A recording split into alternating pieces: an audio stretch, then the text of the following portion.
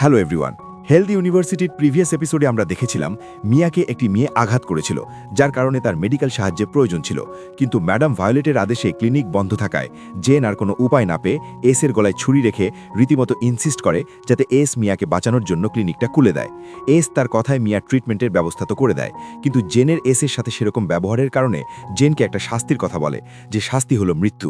তবে S জেনকে next Saturday রাত পর্যন্ত স্বাধীনভাবে বেঁচে থাকার সময় দেয়, আর তাদের মধ্যে একটি ডিল হয়, যে ডিল অনুযায়ী এস জেনের কোনো ফ্রেন্ডসকে এ ব্যাপারে জানাবে না। অন্যদিকে এক বড় সত্য সামনে এসে পড়েছিল। এটি হলো ব্ল্যাক ব্লাড গ্যাংয়ের সেই নতুন কো লিডার, যে সত্যটা জেনের পায়ের নিচ থেকে মাটি সরিয়ে দেয়। কিন্তু সে কিভাবে এই পদে এসেছে তা আমরা এবার জানব। আজকের এপিসোডে স্টার্টিংয়ে আমরা দেখি ম্যাটকে, যাকে ব্ল্যাক ব্লাড গ্যাংয়ের একজন মেম্বার ধরে লিডার নাজিরের সামনে নিয়ে আসে, যেখানে লুক আর নিকি উপস্থিত ছিল। ম্যাটকে দেখতেই লুক বলে ওঠে, ওয়াও বস, আজ তো আমাদের একজন গেস্ট এসে গেছে। তখন যে ছেলেটি ম্যাটকে নিয়ে এসেছিল সে বলে ম্যাট নাজিরের সাথে কথা বলতে চায়, আর সে নাজিরের সাথে কথা না বলে এখান থেকে যেতেই চায় না। তখন লুক তাকে ঠাট্টা করে বলে, ও চাইলো আর তুমি তাকে আমাদের হলে নিয়ে এসে গেলে, আর ইশারা করে বলে ম্যাটকে বের করে দিতে। কিন্তু নাজির ম্যাটকে জিজ্ঞেস করে সে কি চায় আর কেনই বা সে এখানে এসেছে। ম্যাট তখন বলে, আমি তোমাদের গ্যাংয়ে জয়েন হতে চাই। এই কথায় সবাই তার উপর হাসতে থাকে, আর লুক বলে, তুমি কি ভেবেছ আমাদের গ্যাংয়ের মেম্বার হওয়া এতটাই ইজি যে তুমি জাস্ট একটা অ্যাটেন্ডেন্সে সাইন করবে আর আমাদের মেম্বার হয়ে গেলে? এ কথায় সবাই খুব হাসতে থাকে ম্যাটকে নিয়ে। একটু পর নাজির লুককে থামিয়ে ম্যাটকে বলে, আরে ভাই সরি যে আমার ছেলেরা তোমাকে এভাবে ওয়েলকাম করলো, কিন্তু তুমি কেন এলে এখানে? ম্যাট আবার বলে সে ব্ল্যাক ব্লাড গ্যাংয়ের মেম্বার হতে চায়। নিকি তখন বলে, কেন নয়, যত বেশি মেম্বার হবে ততই তো ভালো হবে, তাকে একটা সুযোগ দেওয়া যেতে পারে। নাজির তখন ম্যাটকে বলে, আমি তোমার সাহসের প্রশংসা করি যে তুমি এই ব্লাডি নাইটে এখানে এসেছো, কিন্তু আমি জানতে চাই তুমি কেন আমাদের দলে যোগ দিতে চাও। তুমি জাস্ট এক শব্দে বলো তুমি কি চাও, এমন যেটা আমরা তোমাকে দিতে পারবো না। ম্যাট উত্তর দেয়, ক্ষমতা। নাজির বলে ওঠে, কিন্তু ক্ষমতা তো এমনি এমনি পাওয়া যায় না, এটা তোমাকে অর্জন করে নিতে হবে। এদিকে লুক বলে, তুমি মনে হয় জানো না আমরা সবাই কত রক্ত ছড়িয়েছি এই গ্রুপের মেম্বার হওয়ার জন্য। তোমাকে আমাকে হারাতে হবে, তবেই তুমি এই দলে যোগ দিতে পারবে। আবার এটাও বলে, তবে হারলে কান্না করো না যেন। এ কথায় ম্যাট একটা ডেভিল স্মাইল দেয়। নাজিরও বলে, লুক তোমার ওপর কোনো দয়া করবে না, আর তুমি যদি আমাদের মেম্বার হতে চাও, আমাদের গ্রুপে জয়েন হতে চাও, তাহলে তোমাকে লুককে হারিয়ে দেখাতে হবে। এদিকে লুক তো ফুল রেডি, কিন্তু ম্যাট কোনো রিয়াকশন না দেখানোর ফলে সে ম্যাটকে বলে, কি হলো, তুমি কি ভয় পাচ্ছ এবার? নিজের ডর্মে ফিরে যেতে চাও নাকি এখন? ম্যাট তখন পুরো দমে বলে, আর যদি একটা কোনো কথা বলো তাহলে এখানে শুধু তোমার চুল লাল থাকবে না। সবাই খুব এক্সাইটেড হয়ে যায়, কারণ তারা ভেবেই নিয়েছে যে ম্যাট পারবে না। ফাইট শুরু হয়। লুক প্রথমে ম্যাটকে ভয় দেখানোর চেষ্টা করলেও প্রথম মারটা সেই খায়। তারপর তাদের দুজনের মধ্যে একটা দারুণ ফাইট ব্যাক হয়। এক পর্যায়ে লুক নিচে পড়ে যায়, আর ম্যাট একটি অন্য ছেলের হাত থেকে এক ধরনের হাতিয়ার নিয়ে লুকের ঠিক পাশে মারে। আর এভাবেই সে জিতে নেয় নাজিরের মন, আর হয়ে ওঠে ব্ল্যাক ব্লাড গ্যাংয়ের কো লিডার।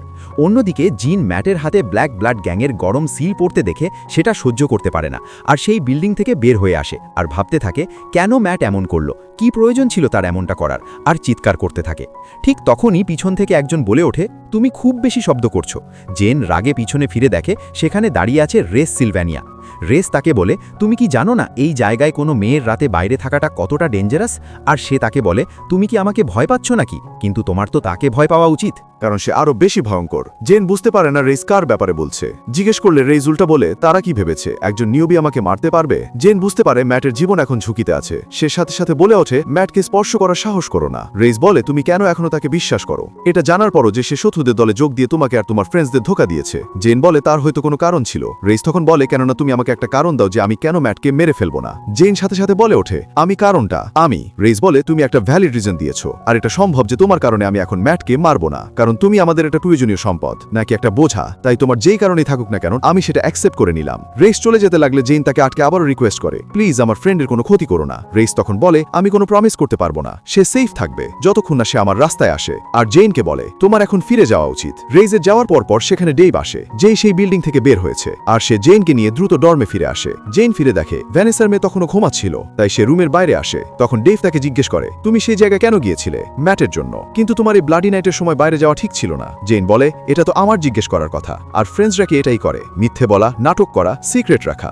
এটা তো ফ্রেন্ডশিপ না। ডেভ বলে ওঠে, তুমি কিছুই জানো না। জেনও রেগে গিয়ে বলে, কারণ তোমরা আমাকে কিছু জানাতে চাও না। ডেভ তখন বলে, আমরা চাইনি তুমি এসবের মধ্যে ইনভলভড হও। জেন বলে, আমরা অলরেডি এখানে ভালোভাবেই ফেসে গেছি ডেভ, তাই এটা তো কোনো ভালো কারণ হতে পারে না। জেন আরো বলে, যাতে ডেভ অন্য কাউকে সত্যিটা না বলে। ডেভও জানায় সে সঠিক সময় সবাইকে জানিয়ে দেবে। সকালে মিয়া আর ডেভ, জেরোম আর ভ্যানেসা একসাথে ক্লাসের উদ্দেশ্যে বের হয়। ম্যাটের হতে তখনও খুব যন্ত্রণা হচ্ছিল। এদিকে জেন গেট লক করতে করতে ভাবে, সবকিছু জেনেও আমি কিছু না জানার অভিনয় করতে পারছি না, আমি পারবো না সবকিছু ঠিক আছে এমনটা প্রিটেন্ড করে থাকতে। আর সে ম্যাটকে অ্যাভয়েড করেই সেখান থেকে চলে যায়, আর ম্যাটও তাকে কিছু বলে না। কিছু সময় পর জেন একাই স্কুল থেকে বের হয়, আর তখন একটি ছেলে তাকে ফলো করছিল, যা জেনও রিয়ালাইজ করতে পারে। সে কোনোভাবে তাড়াতাড়ি হাঁটতে থাকে আর এক পর্যায়ে দৌড় দেয়। ছেলেটিও তার পিছনে দৌড়ায়, কিন্তু তখনই একটি রেড মাস্ক পরা মেয়ে তাকে মেরে ফেলে। মানে জেনও ডেভিল গড ওয়ারিয়ার গ্যাং জেনকে বাঁচানোর চেষ্টা করছে, কিন্তু কেন তা তো আমরা জানি না। পরের সিনে আমরা এসকে দেখি যে আয়নার সামনে দাঁড়িয়ে নিজের নতুন হেয়ারস্টাইল সেট করছিল। অন্যদিকে জেন পার্কে সেই কালো বিড়ালটিকে দেখে আর তাকে কোলে নিয়ে বসে পড়ে। সে বিড়ালটিকে আদর করতে করতে তার সাথে কথা বলতে থাকে। সে বলে, তুমি কত কিউট, তোমার কি মজা লেগেছে আমাকে ভয় দেখিয়ে, আর তোমার নাম কি হতে পারে আমি জানি, তোমার নাম হবে হুই। এটা তোমাকে স্যুট করবে, কারণ তুমি এমনিতেই সবসময় আমাকে চমকে দাও। তখনই সেখানে এস তার নতুন হেয়ারস্টাইলে আসে আর বলে, যত সব পাগলামি, তোমার কি নিজের ক্যাটের সাথে কথা বলা শেষ হয়েছে? জেনও বলে ওঠে, ওর একটা নাম আছে, যা হলো হুই। এস বলে, তুমি যে ক্রিঞ্জ হবে সেটা তো জানতাম না। জেন বলে, এটা ক্রিঞ্জ কিভাবে, সবাই তো তাকে এই নামেই ডাকবে, বলো। জেনের অ্যাকিউটনেস দেখে এসও মুচকি হাসছিল। সে কিছুটা জেনকে অবজার্ভ করে আর বলে, তোমাকে দেখে মনে হচ্ছে তুমি ঠিকমতো খাবার খাচ্ছ না। আমি বুঝতে পারছি এই জায়গাটা এখন তোমার ওপরও ভারী হয়ে উঠেছে, কিন্তু তুমি কি জানো মাঝে মাঝে এমন সময় আসবে যখন তুমি কিছুই করতে পারবে না। কিছুক্ষণ মা বলে শুধু তাকিয়েই থাকে। এস কারণ জিজ্ঞেস করলে জেন জিজ্ঞেস করে, তুমি কি তোমার চুল সেট করেছো নাকি? এস তো ভীষণ খুশি, আফটারঅল তার এত পরিশ্রম সার্থক যে জেন তাকে নোটিস করেছে। কিন্তু এস বলে, আমি জানি না তুমি কোন ব্যাপারে কথা বলছো, খালি পেটে থাকার কারণে হয়তো তোমার চোখে কোনো সমস্যা হয়েছে। জেনও হেসে বলে, না তো, আমার তো ঠিক মনে হচ্ছে তোমার লুক চেঞ্জ হয়ে গেছে। এস তাও অস্বীকার করে। তখন জেন আবার হুইয়ের সাথে কথা বলতে থাকে আর বলে, হুই আমাকে একটা কথা বলেছে, ও বলছে তোমাকে খুব হ্যান্ডসাম লাগছে। এস তো ভীষণ খুশি, সে জিজ্ঞেস করে, সত্যি ম্যাটের থেকেও বেশি হ্যান্ডসাম? কিন্তু এই বলে সে থেমে যায় আর বলে, যাকে কিছু না, আর সে তার চুল আবার আগের মতো এলোমেলো করে ফেলে। এদিকে জিন ম্যাটকে দেখে, যাকে এইসও নোটিস করে। ম্যাট আর জেন দুজনেই দুজনকে অ্যাভয়েড করে, যা এইসও বুঝতে পারে। পরবর্তীতে এইস আর জেন দুজনে মিলে হাইকে খুঁজতে খুঁজতে একটি বিলিমের কাছে যায়, যেখানে একটি মেয়ে আসে যার নাম ছিল লাইকা। সে বারবার এইসের কাছে রিকোয়েস্ট করতে থাকে, সুপ্রিমো প্লিজ আমার মাকে বাঁচাও, আমার মা ছাড়া আর কেউ নেই। কিন্তু সুপ্রিমো তাকে বারবার সরিয়ে দিচ্ছিল। ঠিক তখনই সেখানে লাইকার মা আসে আর তাকে বলে, তোমাকে আমাকে মারতেই হবে, আর আমাদের হাতে সময় নেই। এইসও দেখে এইস আর জেন দুজনেই হতবাক থাকে, আর জেন বুঝতে পারে লকার গেমে লাইকা তার মায়ের নাম পেয়েছে। জেন এইসকে বলে, আমাকে এখান থেকে নিয়ে চলো। এইস কিছুই বলে না, কিন্তু লাইকা তার মায়ের এই ভালোবাসা দেখে জেন আর নিজেকে আটকাতে পারে না, আর এইসকে জিজ্ঞেস করে বসে, আমরা কি কিছু করতে পারি না, আমরা কি তাদের বাঁচাতে পারি না, প্লিজ শুধু এইবারের জন্য। এই বলে জেন এইসকে জড়িয়ে ধরে আর আবারও রিকোয়েস্ট করে শুধু এই একবারের জন্য। এইসও রাজি হয়ে যায় আর বলে, ঠিক আছে, শুধু এইবারের জন্য। আর সে লাইকার হাত থেকে ছুরি নিয়ে লাইকার মাকে কানে কানে কিছু বলে। লাইকা আর তার মা যেন একটু স্বস্তি পায়। জেনও ভীষণ খুশি হয়ে যায় আর তারা দুজন সেখান থেকে চলে যায়। জেন তার হাইকেও পেয়ে গিয়েছিল আর সে হাঁটতে হাঁটতে জিজ্ঞেস করে, আমরা কোথায় যাচ্ছি সুপ্রিমো, আর তোমাকে ধন্যবাদ আমার ইচ্ছে পূরণ করার জন্য। সুপ্রিমো কিছুক্ষণ চুপ থেকে বলে, আমি এখনও এই স্কুলের সুপ্রিমো, আমি চাইলে যাকে চাই তাকে প্রোটেক্ট করতে পারি, কিন্তু আমি এটাও জানি আমি যাদের বাঁচাতে চাই আমি তাদের সবাইকে বাঁচাতে পারবো না। জেন বুঝতে পারে এইস তার কথাই বলছে। জেন বলে, আমি নিজের খেয়াল নিজেই রাখতে পারবো, তুমি কি বিশ্বাস করো না আমাকে? এইস বলে, তুমি সেই জেন না যাকে আমি চিনি, তুমি ম্যাটকে ইগনোর করেছো, কারণ জেন এমন ছিল না। জেন বলে, আমি এখনও একই জেন আছি। এইস তখন বলে, এই চিউতে কোনো কমজোর মানুষের জায়গা নেই, তারা শুধুমাত্র একটা ময়লা। আমি যে জেনকে চিনি সে তার ফ্রেন্ডসদের অনেক ভালোবাসে। জেন হেসে বলে, তুমি যদি আমাকে এতটাই ভালো করে চেনো তাহলে তো তোমার এটাও জানার কথা যে আমি তেকোয়ান্ডো জানি, তাই সুপ্রিমো আমি নিজের খেয়াল রাখতে পারবো। এইস বলে, সেটা আমি ডিসাইড করব, আর তার জন্য তোমাকে আগে তোমার মুভস দেখাতে হবে আমাকে। জেন বলে, যে কোনো সময়। তখন এইস বলে, লাস্ট ক্লাসের পর এসএসসি অফিসে আসার আমন্ত্রণ রইল, যাতে আমি তোমার মুভস দেখতে পারি। জেনও বলে ওঠে, অবশ্যই। এইস বলে, এখন যেহেতু আমার সেক্রেটারি ফেরত এসেছে তাহলে আমাকে জয়েন করতে পারবে। জেন জিজ্ঞেস করে, কোথায়? এইস বলে, অ্যাডমিনের কাছে, যাতে আমরা আসলেই লাইকা আর মিস আয়াকে বাঁচাতে পারি। পরবর্তীতে তারা তাদের স্কুলের ভেতরে আসে আর এইস জেনকে বলে সে ফ্রান্সিসকো আর ভায়োলেটের সাথে কথা বলে নেবে, আর সেই জেনের হাত ধরে অ্যাডমিনের অফিসে যায়। ভায়োলেট তাদের দেখে জিজ্ঞাসা করে, তারা এখানে কেন এসেছে? এইস বলে, সে মিস আয়ার জন্য এক্সেপশন চায়।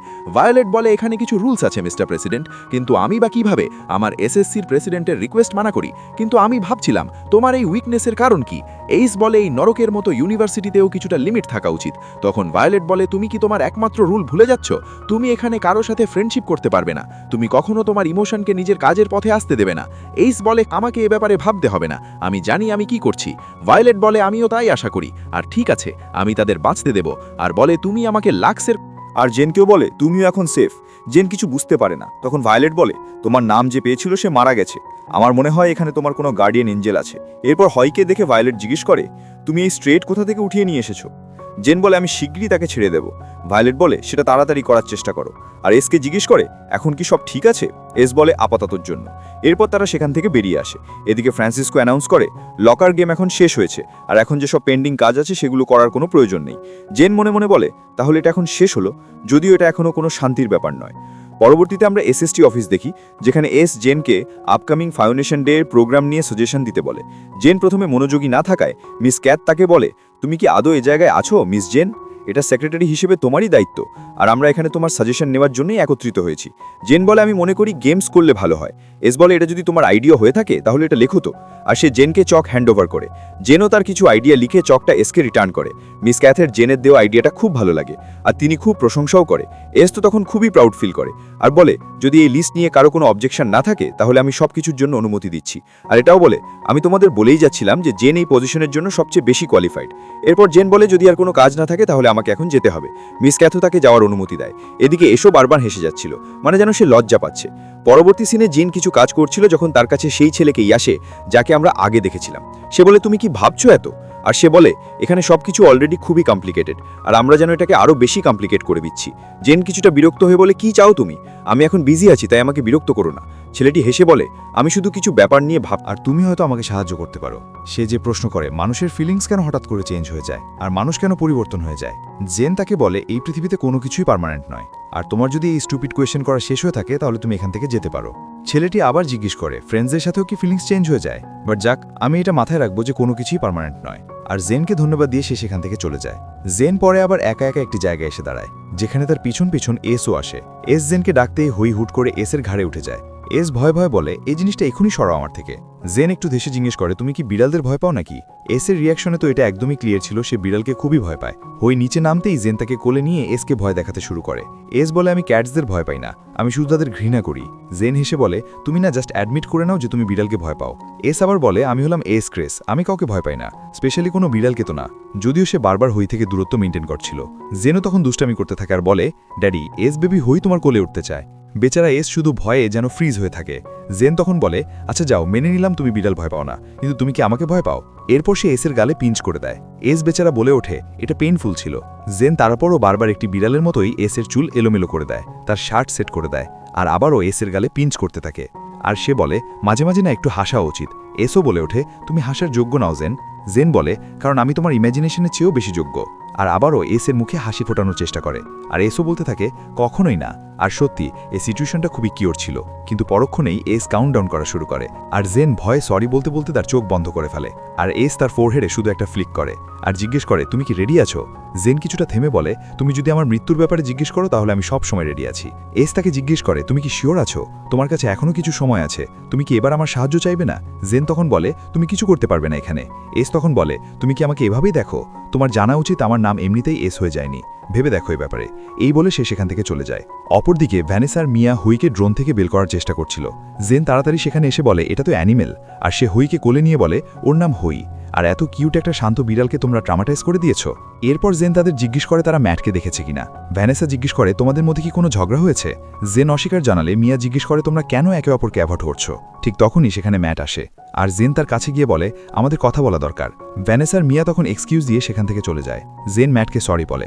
ম্যাট বলে, আমি নিশ্চয়ই খুব ভালো ছিলাম এতে, যে আমি তোমাকে এটা রিয়ালাইজ করিয়েছি যে আমি তোমার উপর নারাজ। জেন বলে ওঠে, আই এম সরি যদি লাস্ট কিছু সময় আমি তোমাকে কষ্ট দিয়ে থাকি, আসলে আমার মাথায় অনেক বেশি জিনিস ঘুরছিল। ম্যাট বলে, তোমার সরি বলার কিছুই নেই জেন, কারণ আমি তোমাকে সবসময় বোঝার চেষ্টা করি, তুমি কোনো ভুল করোনি, তাই তোমার সরি বলার কোনো প্রয়োজন নেই। সরি তারা বলে যারা কোনো খারাপ কিছু করেছে। জেন বলে, আমি নিজের উপর খুবই বিরক্ত, আমি নিজেকে ঘৃণা করি, এই কিছু সময় অনেক কিছু হয়ে গিয়েছে। ম্যাট তাকে থামিয়ে আর তার চোখের পানি মুছে তাকে বলে, এসব কিছুই না, আই এম সরি যদি আমি তোমাকে এমনটা ফিল করিয়ে থাকি। জেন তখন ম্যাটকে একটু মেরে বলে, আমি ঘৃণা করি তোমাকে, কারণ আমি তোমাকে সেভাবে বিশ্বাস করতে পারবো না যেভাবে তুমি আমাকে বিশ্বাস করো। ম্যাট বলে, আমি জানি তোমার নিশ্চয়ই কোনো কারণ আছে, আর আমি তোমাকে ফোর্স করব না যাতে তুমি আমাকে বলো যে কেন তুমি এত সময় আমাকে অ্যাভয়েড করেছো। আর আমি এসবের কোনো কিছুই কেয়ার করি না, কারণ আমি বিশ্বাস করি অ্যাট দ্য এন্ড তুমি আমাকেই আপন করে নিবে। জেন আর ম্যাট তখন একে অপরকে জড়িয়ে ধরে, আর জেন ভাবতে থাকে হয়তো আমি ভুল ছিলাম, কিন্তু এখনও দেরি হয়নি, আমি সবসময় তোমাকে বিশ্বাস করব ম্যাথিউ। এর মাধ্যমে এপিসোড 10 এখানেই শেষ হয়। নেক্সট এপিসোডের প্রিভিউতে আমরা ফাউন্ডেশন ডের দিন দেখি, যেখানে যখন ম্যাট তার শার্ট খুলে এস খুব সুন্দর করে জেনের সামনে দাঁড়িয়ে যায় যাতে সে ম্যাটকে খালি গায়ে দেখতে না পারে, আর পরবর্তীতে নিজের শার্ট খুলে জেনকে বলে তার যতক্ষণ ইচ্ছে করে যাতে সে ততক্ষণ তাকে দেখে। আর একজন এসকে একটা প্রশ্ন করে যে তার সাথে জেনের সম্পর্ক কি। এস বলে জেন আমার সেক্রেটারি, আর আমি তাকে প্রোটেক্ট করব। এই ছিল আজকের ভিডিও। নেক্সট এপিসোডের জন্য অপেক্ষায় থাকো। Bye bye.